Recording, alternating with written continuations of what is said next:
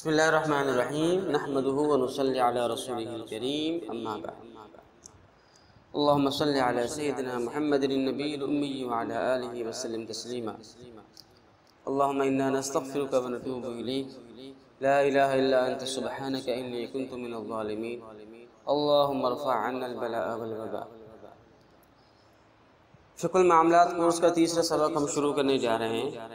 اس سبق میں سود کے نقصانات، سود کی اقسام اور سب سے آخر میں سود کے حوالے سے قرآن و سنت میں جو وعیدیں آئی ہیں اس کو ہم پڑھیں گے۔ سود کے نقصانات تو بہت زیادہ ہیں اور ہم نے یہاں 6 نقصانات پیش کیے۔ پہلا نقصان یہ ہے کہ سود خوری اللہ تعالیٰ سے، سود لینا دینا اللہ تعالیٰ سے دشمنی مول لینا ہے۔ قرآن کریم میں آتا ہے کہ جو آدمی سود سے باز نہیں آتا اس کا اللہ اور اس کے رسول کے ساتھ اعلان جنگ، وہ آدمی یہ سمجھے کہ اللہ رسول کا میرے ساتھ اعلان جنگ، فَإِن لَمْ تَفْعَلُوا فَأَذَنُوا بِحَرْبٍ مِّنَ اللَّهِ وَرَسُولِهِ۔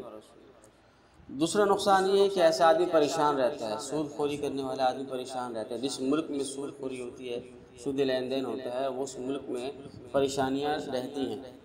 قرآن کریم میں آتا ہے کہ وہ لوگ جو سود خوری کرتے ہیں وہ قیامت میں ایسے اٹھیں گے جیسے کہ وہ آدمی جس پر آسیب و شیطان لپٹ گیا، مطلب جس طریقے سے ایک آسیب زدہ آدمی پریشان رہتا ہے، اس کی حواس عجیب و غریب قسم کے ہو جاتے ہیں، تو سود خور آدمی کی حواس بھی ایسے ہو جاتے ہیں، وہ پریشان نظر آتا ہے۔ تیسرا نقصان یہ ہے کہ سود سے بظاہر دیکھنے میں تو پیسے بڑھ رہے ہوتے ہیں لیکن حقیقت میں اس سے کرنسی کی ویلیو گر جاتی ہے، سود سے کرنسی ڈی ویلیو ہو جاتی ہے، کیونکہ اس کے مقابلے میں صدقات سے، زکوٰۃ سے انسان کے مال میں برکت ہوتی ہے۔ چوتھا نقصان یہ ہے کہ معاشرے میں سستی، کم ہمتی اور بیکاری پھیلتی ہے، وہ اس لیے کہ سود خور آدمی کے پاس پیسے کے بدلے میں فری میں پیسہ آ رہا ہوتا ہے، اس کی وجہ سے وہ کام کاج نہیں کر رہا ہوتا۔ وہ یہ کہتا ہے کہ میرے پاس وہ پیسہ ویسے بھی آ رہا ہے تو میں کام کاج کیوں کروں؟ تو پھر ایسے لوگ جب معاشرے میں پھیلتے چلے جاتے ہیں تو پھر ظاہر ہے ایک بیکاروں کا معاشرہ، ایک سست لوگوں کا معاشرہ وجود میں آتا ہے۔ پانچواں نقصان یہ ہے کہ جو حدیث سے معلوم ہوتا ہے کہ سود خوری اور حرام خوری کا اثر 7 نسلوں تک رہتا ہے، اللہ تعالیٰ حفاظت فرمائے۔ چھٹا نقصان یہ ہے کہ اللہ تعالیٰ کی لعنت اور اس کے علاوہ اور بہت سی وعیدیں جو قرآن و سنت میں آئی ہیں ان تمام وعیدوں کا حقدار ٹھہرتا ہے۔ اللہ تعالیٰ سے دعا ہے کہ اللہ تعالیٰ ہماری اور ہمارے اس ملک کی اور تمام عالم اسلام کی اور تمام دنیا کے لوگوں کو سود سے محفوظ فرمائے۔ ایک ہمارا ٹاپک پورا ہوا سود کے نقصانات کا۔ اب دوسرے ٹاپک پہ ہم آ جاتے ہیں، سود کی تعریف اور اس کی اقسام۔ دیکھیں، سود لغوی اعتبار سے تو فائدے کو کہا جاتا ہے، کسی قسم کا بھی فائدہ اور زیادتی، اضافہ، یہ سود ہوتا ہے۔ لیکن جب شریعت کی اصطلاح میں ہم سود کا لفظ بولتے ہیں تو اس سے ایک مخصوص قسم کا فائدہ مراد ہوتا ہے۔ وہ مخصوص قسم کا فائدہ کیا ہے؟ اس کی 3 کیٹیگری ہیں، 3 اقسام۔ پہلی قسم ہے ربا القرض، یعنی قرض کے بدلے میں لیا جانے والا سود۔ دوسری قسم ہے ربا الفضل، اس کی تعریف آگے آ رہی ہے، اور تیسری قسم ہے ربا النسیہ، یہ بھی انشاءاللہ آگے پڑھیں گے، اس سے بات واضح ہوگی۔ پہلی قسم ربا القرض، یہ بہت قدیم زمانے سے چلا آ رہا سودی لین دین ہے، جس میں ایک آدمی کو پیسے کی ضرورت ہے اور پیسے والے آدمی نے، سرمایہ دار آدمی نے اس ضرورت مند آدمی کو پیسے دیے، لیکن اس کے مقابلے میں یہ کہا کہ اس کے بدلے میں مجھے آپ نے زائد پیسے دینے ہوں گے، یعنی 1 لاکھ روپے دیے اور یہ شرط لگا دی کہ آپ نے واپسی میں 1,05,000 روپے دینا۔ تو 1 لاکھ کے مقابلے میں آ گئے، وہ تو سود نہیں ہوا، لیکن یہ 5,000 روپے جو اضافی مانگے ہیں وہ بتا کر اور بول کر کہ آپ نے 5,000 روپے اضافی دینے ہوں گے، یہ سود ہے۔ اور یہ ربا القرض ہے اور قدیم زمانے سے چلی آ رہی ہے قسم میں، قرآن کریم نے بھی اس قسم کا ذکر کیا ہے اور اس کو صریح لفظوں میں، صاف لفظوں میں حرام قرار دیا۔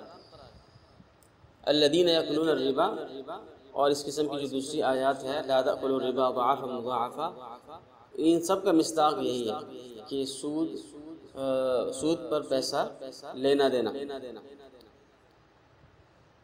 لیکن ایک دوسری صورت ہوتی ہے، وہ یہ ہے کہ آپ نے کسی کو پیسہ دیا قرضے کے طور پر اور کسی قسم کی کوئی شرط نہیں لگائی، لیکن جب اس مستقرض نے یعنی کہ اس مقروض بندے نے، قرض خواہ نے جب واپسی کیے پیسے، وہ اپنی خوشی سے زیادہ پیسے دیے، کسی شرط کے بغیر واپسی میں زیادہ پیسے دیے، تو اس کو حسن التقاضی کہا جاتا ہے شریعت کی اصطلاح میں، حسن القضاء کہا جاتا ہے، حسن الادا کہا جاتا ہے۔ یہ سود نہیں ہے بلکہ یہ تو مستحب ہے، یہ جائز ہے۔ سود اس وقت بنتا ہے جب آپ پیسہ دیتے وقت، قرضہ دیتے وقت صراحت کرتے ہیں کہ آپ نے یہ دینا ہے، اضافی طور پر پیسے دینا۔ اس کی کئی شکلیں ہیں ہمارے معاشرے میں۔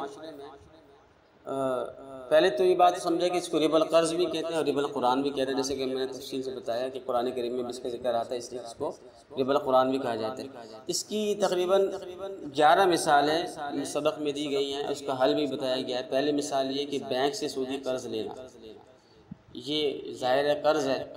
اب اس کا حل کیا ہے؟ یہ تو سود ہے، اس کا حل یہ کہ اسلامی بینک سے مرابحہ وغیرہ جو دوسرے عقود ہوتے ہیں وہ کر لیے جائیں۔ دوسری مثال یہ کہ جب عید کے موقع پر نوٹوں کی گڈیاں لی جاتی ہے، تو اگر نوٹوں کی گڈیاں لے کر اس کے مقابلے میں زیادہ پیسے لیے جائیں، 10,000 کی آپ نے گڈی لی ہے لیکن اس کے مقابلے میں 10,500 روپے آپ سے لیے گئے، تو 500 روپے جو ہیں وہ سود ہے۔ لہذا اس کا حل یہی ہے کہ زائد پیسے نہ لیے جائیں، زائد پیسے نہ دیے جائیں، اور جو گورنمنٹ کا جو اعلامیہ ہوتا ہے اس کے مطابق ہر بینک سے ہر آدمی کو جتنی گڈیاں لینے کا کہا گیا ہے وہ اتنی گڈیاں لے لے، بس اس سے اضافی لے کر لالچ میں آ کر اور زیادہ پیسے دے کر اپنی آخرت تباہ نہ کرے۔ اسی طریقے سے کنونشنل بینک میں سیونگ اکاؤنٹ کھلوانا بھی سود ہے۔ اس کا حل یہ کہ آپ کرنٹ اکاؤنٹ کھلوائیں تاکہ سود کا لین دین نہ ہو، یا اسلامی بینک میں سیونگ اکاؤنٹ کھلوائیں، یہ بھی سود نہیں ہے بلکہ مشارکہ مضاربہ ہے۔ چوتھی مثال دی ہے کہ سودی بینک میں فکسڈ ڈپازٹ رکھوانا، اس پر بڑا نفع ملتا ہے تو یہ سود ہے۔ اس کے مقابلے میں اس کا حل یہ ہے کہ اسلامی بینک کے ٹرم ڈپازٹس لے لیے جائیں، وہ سود نہیں ہے بلکہ مشارکہ مضاربہ بغیر اور دوسری بیسس پہ کیا جاتا ہے۔ پانچویں مثال ہے کہ نیشنل سیونگ سرٹیفکیٹس لینا، یہ بھی سود ہے۔ اس کا حل بتایا گیا ہے کہ اسلامی بینک کے ٹرم ڈپازٹس لے لیے جائیں، وہ سود نہیں۔ چھٹی مثال یہ کہ کافر ملکوں میں سودی اکاؤنٹ کھلوانا، اکثر علماء کرام کے فتوے کے مطابق یہ سود ہے، اگرچہ بعض علماء نے اجازت دی ہے لیکن اکثر علماء کرام کا فتویٰ یہی ہے، امام ابو یوسف رحمہ اللہ کے مسلک کے مطابق، کہ یہ سود ہے۔ اس کا حل یہ ہے کہ اسلامی بینکوں کا ڈالر مضاربہ کر لیا جائے، ڈالر مضاربہ۔ ساتویں مثال یہ ہے کہ انعامی بانڈز، یہ بھی سود ہے، اس لیے کہ انعامی بانڈز یہ ہوتے ہیں کہ حکومت کو پیسے کی ضرورت ہوتی ہے تو وہ عوام سے کہتے ہیں کہ آپ ہمیں پیسے دیں، عوام پیسہ دیتے ہیں، اس کی وہ ایک رسید جاری کرتی ہے جس کا نام بانڈ ہوتا ہے۔ اب جس کے پاس یہ بانڈ ہوتا ہے تو ان کے درمیان مقابلہ قرآن اندازی ہوتی ہے، اور جس کا نام آ جائے اس کو وہ انعام دے دیا جاتا ہے۔ تو کہنے میں تو یہ انعام ہوتا ہے، لیکن یہ کیسا انعام ہے کہ اگر نہ دیا جائے تو عدالت میں جا کر اس پر کیس بھی کیا جا سکتا ہے۔ انعام تو وہ ہوتا ہے کہ اگر نہ دیا جائے تو کوئی کسی قسم کا کوئی مطالبہ نہ ہو، لیکن اس کی یہ کیفیت، اس کی یہ صورت کہ عدالت میں جا کر آپ اس کا مطالبہ کر سکتے ہیں، یہ بات واضح کرتی ہے کہ یہ کوئی انعام نہیں ہے بلکہ یہ اضافی پیسہ اس قرض پہ دیا گیا ہے جو کہ لازمی ہے، جبری ہے اور مشروط ہے۔ اس وجہ سے ہمارے علماء نے اس کو سود قرار دیا۔ انعامی بانڈز کا جو متبادل ہے وہ سکوک ہے، اسلامی سکوک ہے، وہ خرید لیے جائیں۔ فوریکس ٹریڈنگ کا جو کاروبار ہے وہ بھی بہت سی وجوہات کی بنا پر ناجائز ہے، اس میں بہت سے قباحتیں پائی جاتی ہیں۔ اسی طریقے سے ڈیبٹ کارڈ اور چارج کارڈ یہ تو جائز ہے، لیکن کریڈٹ کارڈ کی وہ صورت جس میں اس قرضہ جو آپ نے قرضہ لیا ہے اس پر سود دینا پڑ جائے، وہ ناجائز ہے۔ بلوں میں جو ڈیو ڈیٹ آ جاتی ہے، ڈیو ڈیٹ پہ وہ جرمانہ بھرنا پڑتا ہے، وہ بھی پینلٹی لگتی ہے، تو وہ بھی سود ہے۔ لہذا لوگوں کو چاہیے کہ ڈیو ڈیٹ آنے سے پہلے ہی بل بھر دیں، ورنہ ان کو سود کے مرتکب قرار پائیں گے، سود بھرنے کے وہ مرتکب قرار پائیں گے۔ ہاؤس فائنانسنگ اسکیموں کی بہت سی صورتیں وہ ناجائز ہیں۔ اس کے مقابلے میں مرابحہ، اجارہ، مشارکہ کی جو صورتیں ہیں جو اسلامی بینک کاری میں رائج ہیں وہ اختیار کرنی چاہیے۔ یہاں تک پہلی قسم پوری ہوئی۔ دوسری قسم ہے ربا الفضل۔ عموماً یہ صورت وہ صورت ہے جس کے بارے میں عوام کو معلومات نہیں ہیں، اور سب سے پہلے آپ صلی اللہ علیہ وسلم نے اس کی تفصیلات بیان فرمائی امت کے سامنے۔ اصل میں اس کو اس طرح سمجھے کہ ربا القرض میں تو یہ ہوتا ہے نا کہ پیسے دے کر اس کے مقابلے میں زیادہ پیسے لے جائیں، لیکن ربا الفضل یہ اشیاء کا سود ہوتا ہے، باہم اشیاء میں باہم سود ہوتا ہے، لیکن اشیاء کی وہ اشیاء کے اندر بھی دو شرطیں۔ پہلی شرط یہ کہ وہ اشیاء آپس میں ایک جیسی ہیں، ہم جنس ہوں، اور دوسری چیز یہ ہے، دوسری شرط یہ ہے کہ وہ جو ہم جنس چیزیں ہیں وہ ایسی ہوں کہ یا تو وہ وزن سے بکتی ہوں یا وہ ماپ سے بکتی ہوں، اور ایسی دو اشیاء جو جنس بھی جس کی ایک ہے اور وزن یا ماپ کے لحاظ سے بھی ایک جیسی ہیں، ان کے لین دین کے وقت اگر کوئی اضافی چیز کچھ زیادہ دے دیا گیا تو اس کو سود کہا جاتا ہے، اور اس کو ربا الفضل کہا جاتا ہے، اور کیونکہ حدیث میں اس کا ذکر آیا ہے اس لیے اس کو ربا الحدیث بھی کہا جاتا ہے۔ مثلا اس کو مثال سے سمجھے بات واضح ہو جائے گی۔ دیکھیں، گندم کے بدلے میں گندم آپ نے لی، گندم اور گندم دونوں ہم جنس ہیں۔ اگر 10 کلو گندم ایک طرف سے آئی ہے اور دوسری طرف سے 12 کلو گندم دی گئی ہے تو یہ سود ہو جائے گا، اگرچہ ایک طرف اعلیٰ گندم ہو اور دوسری طرف ہلکی گندم ہو، لیکن یہ پھر بھی سود ہے،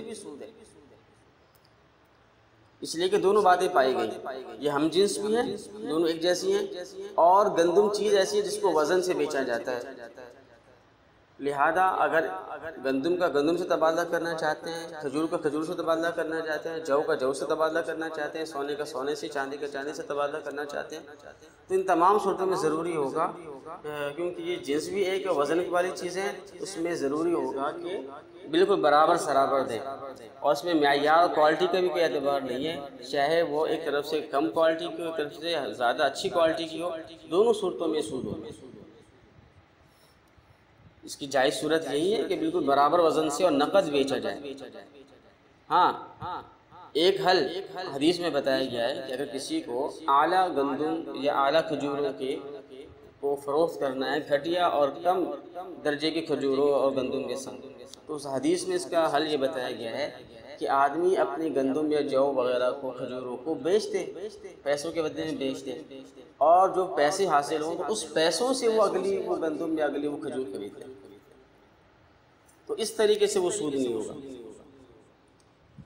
تو اس کی مثال دیکھیں، اور بھی کافی ساری مثالیں دی گئی ہیں، ان سب میں آپ یہ سمجھ سکتے ہیں کہ یہ 4-5 مثالیں دی گئی ہیں، ان سب کے اندر وہ دو ہم جنس چیزیں ہیں اور دونوں وزنی ہیں، اور اس میں جب اضافہ ہوگا تو وہ سود ہوگا، وزن اگر برابر ہوگا اور نقد ہوگا تو سود نہیں ہوگا۔ تیسری قسم ہے ربا النسیہ۔ ربا النسیہ کو سمجھ لیں، ربا النسیہ کا مطلب یہ ہے کہ جیسے ابھی اوپر بتایا کہ دو ہم جنس چیزیں ہیں، تو دو ہم جنس چیزوں میں بعض اوقات ایسا بھی ہو سکتا ہے کہ وزن یا ماپ سے نہ بیچی جاتی، جیسے مثلا زمین کو زمین کے مقابلے میں بیچا جائے، تو زمین اور زمین تو ایک جیسی ہوتی ہے، دو ہم جنس چیزوں کا مقابلہ اور تبادلہ تو ہے، لیکن زمین ایسی چیز نہیں ہے کہ جو ناپ سے یا تول کر بیچی جاتی ہے، تو ایک شرط پائی جاتی ہے، کون سی؟ جنس والی، کہ دونوں ہم جنس ہیں، لیکن دوسری بات نہیں پائی جا رہی، کون سی دوسری بات؟ کہ وہ ماپ کر یا وزن سے نہیں بیچی جا رہی، تو اس میں بھی سود ہو سکتا ہے۔ وہ سود نسیہ والا سود ہوگا، وہ سود یہ ہوگا کہ ایک طرف سے زمین نقد دی جائے اور دوسری طرف سے زمین غیر معین ہو، تو یہ بھی ایک طرح کا سود ہے اور اس کو بھی منع کیا گیا۔ زمین کے بدلے میں زمین بیچی، ایک زمین نقد ہے فوراً دے دی گئی، بتا دی گئی، اور دوسری زمین جو ہے وہ غیر معین، پتہ ہی نہیں ہے کون سی ہے، اس کو بھی شریعت نے سود قرار دیا ہے۔ اس مسئلے کو اچھی طرح سمجھ لیں۔ مثلا ایک دوسری مثال ہے کہ سامسنگ موبائل کو بالکل اسی طرح کے سامسنگ موبائل کے ساتھ بیچا، تو جنس ایک ہے، جنس ایک ہے، لیکن سامسنگ کی جو خرید و فروخت ہے وہ ایسی نہیں ہے کہ اس کو وزن کے ساتھ بیچا جاتا ہو یا ماپ کر بیچا جاتا ہو، بلکہ ایک عددی چیز ہے، تعداد کے لحاظ سے بیچا جاتا ہے۔ تو اگرچہ ایک سامسنگ کے مقابلے میں 2 سامسنگ موبائل لینا جائز ہے، کمی بیشی جائز ہے اس میں، لیکن ادھار جائز نہیں ہے۔ یعنی کہ یہ جائز نہیں ہے کہ آپ ایک سامسنگ موبائل دے دیں اور اس کے مقابلے